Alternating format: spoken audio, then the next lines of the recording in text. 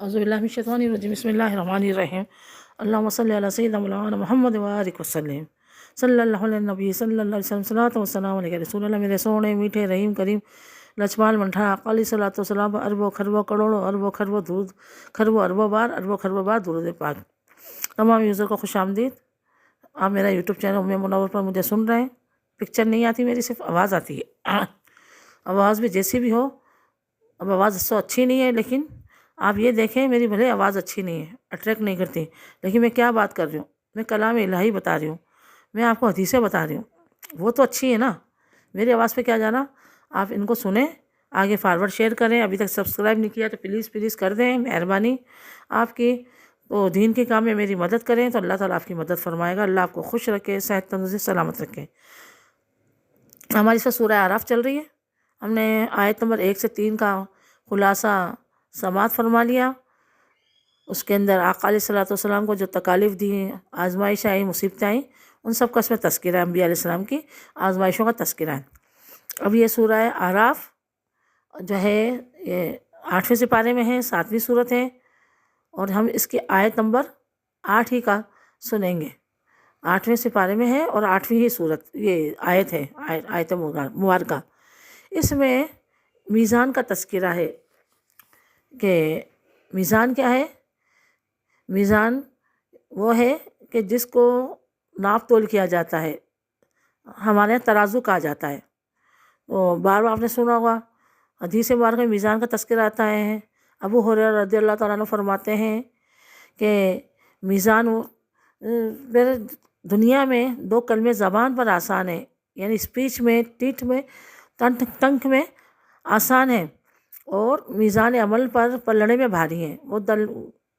وہ 2 کلمے کون سے ہیں؟ سبحان اللہ العظیم، سبحان اللہ وبحمدہ۔ یعنی ہم نے ابھی یہ بھی میں نے پڑھا، آپ بھی میرے ساتھ پڑھ لیں جو سن رہے، سبحان اللہ العظیم سبحان اللہ وبحمدہ۔ یعنی کتنا آسان ہے، اتنی آسانی سے ہم نے نکال دیا، سیکنڈ لگے، پورا آدھا منٹ بھی نہیں لگا۔ لیکن میزان عمل پر نیکی والے پلڑے میں یہ بھاری ہے۔ میزان کیا ہے؟ میزان ایک ترازو ہے۔ آپ نے دیکھا ہوگا آج کل تو وہ الیکٹرانک ترازو آ گئے ہیں، ڈیجیٹل۔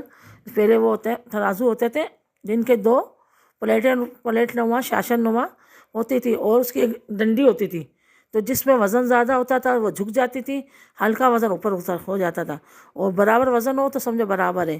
ایک طرف باٹ رکھے جاتے تھے، یعنی ترازو کے بٹے لوہے کے ہوتے تھے، دوسری طرف اشیاء رکھی جاتی ہو، سبزی ہو، راشن ہو، جو بھی ہو، اس کو تولا جاتا تھا۔ تو ابھی بھی ہیں بعض جگہ گاؤں دیہاتوں میں یہ اس طرح کے ترازو ہوں گے، بٹے والے، اور اس کو ہاتھوں میں پھر پکڑتے تھے وہ، اور پھر وہ دیکھتے تھے کہ بھئی کون سی چیز زیادہ ہے۔ اس میں بے ایمانی ہے۔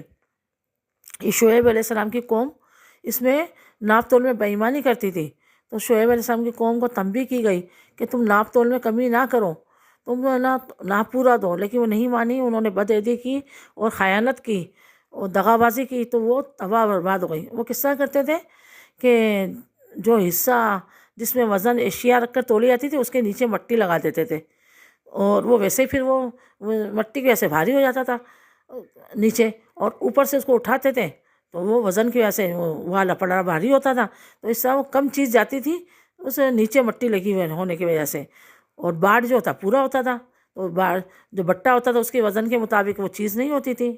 ناپ تول میں ابھی بھی بہت سے چٹر باز ہیں، پتہ نہیں کون کون سی طریقے نکال لیے ہیں ناپ تول کے اس میں۔ تو اس کے اندر ان کی قوم کو تباہ برباد کر دیا گیا، اور قرآن میں حکم دیا گیا ہے سورہ اعراف میں کہ تم ناپ تول میں کمی نہ کرو، بلکہ اس میں میزان کا تذکرہ ہے۔ میزان کا تذکرہ ہے، میزان ترازو کو کہتے ہیں۔ تو کل بروز قیامت ایک میزان ہوگا، تو ایک طرف ہمارے گناہ رکھے جائیں گے، ایک طرف نیکیاں رکھی جائیں گی۔ تو بعض جگہ چھوٹی سی چیز ہوگی تو وہ ہمارے نیکیوں کے پلڑے کو بھاری کر دے گی، جیسے بھی میں نے بتایا کہ ہے چھوٹی سبحان اللہ العظیم وبحمدہ، لیکن نیکیوں کے پلڑے میں بھاری ہے، ہمارا پلڑا بھاری ہو جائے گا۔ اور بعض ایسے ہوں گے کہ گناہ ہم چھوٹا سمجھ کر کریں گے، لیکن وہ اتنا بھاری ہو جائے گا، کسی کا حق دبا لیا، یتیم کا، مسکین کا حق دبا لیا، بیوہ کا حق دبا لیا، کسی کو گالی وغ دی، حسد کر لیا، غیبت کر لی، تو بعض دفعہ چھوٹا گناہ سمجھیں گے، لیکن وہ بھاری ہو جائے گا، ہمارے لیے مشکل ہو جائے گی۔ تو اس میں عبداللہ بن عباس رضی اللہ تعالیٰ، ایک اور حدیث مبارکہ سنتے ہیں۔ حضرت عبداللہ بن عباس رضی اللہ عنہ فرماتے ہیں کہ دنیا میں ایک کلمہ ہے کہ دنیا جہان کی چیزیں اس کے برابر نہیں ہو سکتی. دنیا جہان کی چیزیں رکھ لیں، پوری کائنات کی، پوری اسکائی کی، ورلڈ کی چیز رکھ لیں، اس پلڑے کو اگر اخلاص سے، محبت، شوق سے پڑھا ہوگا تو اس کو ترازو کے پلڑے میں رکھیں تو وہ بھاری ہو جائے گا. وہ کیا ہے؟ وہ کلمہ لا الہ الا اللہ محمد رسول اللہ. تو چلتے پھرتے کلمہ بھی پڑھنا چاہیے، اللہ کا ذکر کرتا رہنا چاہیے. ہم چھوٹی چھوٹی یہ نیکیاں کریں، ذکر کریں تو یہ انشاءاللہ کل بروز قیامت ترازو کے پلڑے میں بھاری ہوں گی. اور جو ہے اللہ تبارک و تعالیٰ ہمیں ان کی وجہ سے انعام اکرام دے گا، جنت میں ہمیں داخلہ ہوتا ہوگا. اور پلڑا گناہ والا بھاری ہو گیا تو پھر پھنس جائیں گے، پھر جہنم میں ڈالے جائیں گے، پھر جہنم کی آگ ہمیں کھائے گی، جہنم کے سانپ بچھو میں ڈسیں گے، جہنم میں فرشتے ہتھوڑوں سے ہمیں ماریں گے، گزر سے بڑے بڑے لوہوں سے ہماری پٹائی لگائیں گے، ہڈیاں چکنا شروع ہو جائیں گی، پھر ہمارا جسم بنا دیا گا. پھر دوبارہ ہوگا ایک نماز کرنے پر جو ہے دوسری نماز قضا ہونے تک ہمیں آگ جلائی جائے گی، ہمارے آگ کی جوتیاں پہنا جائے گی، آگ کے شوز پہنا دیے جائیں گے. بڑا سخت معاملہ ہوگا. اب آپ ڈریں نہ ڈریں، میں اپنے پاس سے نہیں کری، قیامت آئے گی، حساب کتاب ہوگا. اللہ نے جنت بھی بنائی ہے اور دوزخ جہنم بھی پیدا کی، دونوں چیزیں پیدا کی.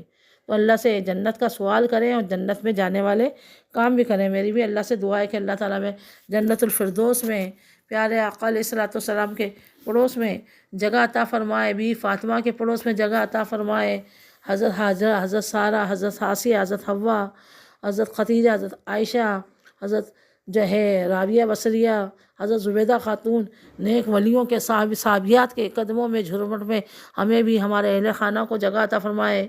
میرے والدین کو بھی جو ہے جنت الفردوس میں پیارے آقا کے قدموں میں جگہ عطا فرمائے. یا رب تجھ سے ہے دعا جنت میں یا خدا، میرے بابا وہاں رہے جنت میں یا خدا، میری والدہ وہاں رہے. جہاں مصطفیٰ کے قدم ملے، جہاں میرے آقا ہوں، جہاں صحابیات ہوں، جہاں پیاری بہنیں ہوں، جنت میں یا خدا میرے والدین وہاں رہیں، جہاں میرے آقا رہیں، جہاں میرے سونے آقا رہیں. آمین آمین بجاہ النبی الامین وما علینا الا البلاغ المبین صلی اللہ علیہ وسلم.